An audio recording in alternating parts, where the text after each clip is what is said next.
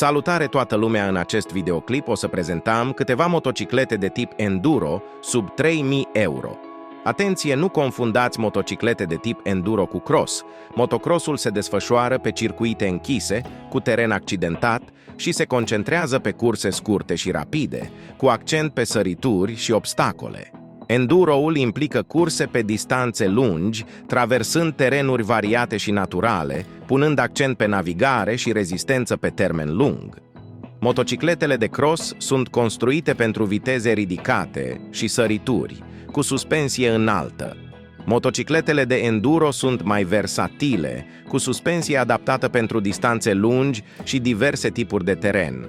Motocrossul se axează pe viteza și agresivitatea curselor, în timp ce enduro-ul impune mai multe provocări de navigare și rezistență. Dar cel mai mare diferența este că crossurile nu se pot înmatricula și nu poți să mergi pe drumuri publice. Dar asta o să prezint într-un alt video, deci recomand să vă abonați la acest canal. Acum haideți să trecem la treabă. Prima motocicletă este Yamaha VR250 din 2008. Yamaha VR250 este o adevărată capodoperă în lumea motocicletelor off-road. Cu un motor de 250 ținețe cu 4 timpi și răcire lichidă, este ca și cum ai avea o mică bestie în spatele tău, gata să te ducă pe cele mai îndepărtate și provocatoare trasee.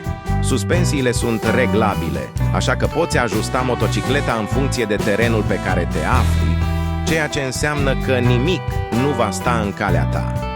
Designul său compact și manevrabilitatea impresionantă fac din Yamaha VR250F un partener de încredere în orice aventură off-road. Și nu trebuie să uităm de tehnologia avansată care îi conferă o performanță de top.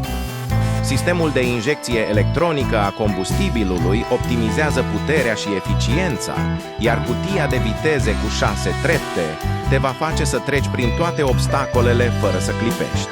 Așadar, Yamaha VR250F nu este doar un capriciu pentru iubitorii de adrenalină, ci și o mașină de performanță pe care te poți baza în orice situație. Este motocicleta care îți va face inima să bată mai tare și zâmbetul să îți strălucească întotdeauna când te afli la volanul ei. Al doilea motocicleta este STM 300X 2009. Motorul KTM 300XC este cunoscut pentru motorul său puternic și cuplul său impresionant. Acesta vine echipat cu un motor monocilindric de 293.2 cc, cu 2 timpi, care oferă o combinație perfectă între putere și manevrabilitate. Injecția electronică oferă o distribuție lină a puterii, asigurând o reacție rapidă la accelerație. Suspensia este unul dintre punctele forte ale motocicletelor KTM, iar modelul 300XC nu face excepție. Cu o furcă WP Upside Down și un amortizor PDS, Progressive Damping System, în spate, această motocicletă poate absorbi șocurile și săriile cu ușurință, oferind o experiență de condus confortabilă și controlată. Cadru.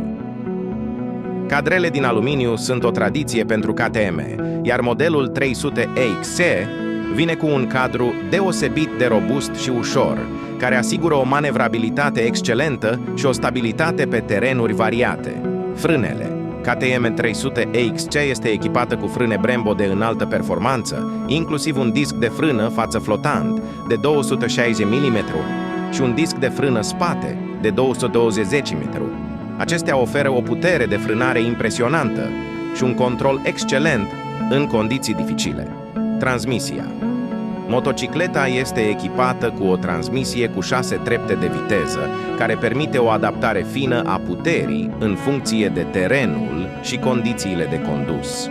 Cu toate aceste caracteristici, KTM 300XC din 2009 rămâne una dintre cele mai apreciate motociclete enduro din segmentul său, fiind alegerea preferată a mulțimii aventurierilor și apasionaților de off-road. Este o combinație perfectă între performanță, fiabilitate și distracție pură pe 2 roți. Suzuki DRZ 400 este o motocicletă cu adevărat versatilă și robustă. cu un motor monocilindric de 398 cc, oferă o combinație perfectă între putere și manevrabilitate.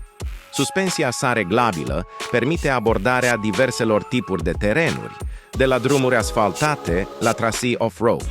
Are un cadru ușor și o greutate de doar 144 kg, ceea ce o face extrem de manevrabilă și agilă în traficul urban sau pe traseele montane. Este o motocicletă fiabilă cu o reputație solidă în ceea ce privește performanța și durabilitatea.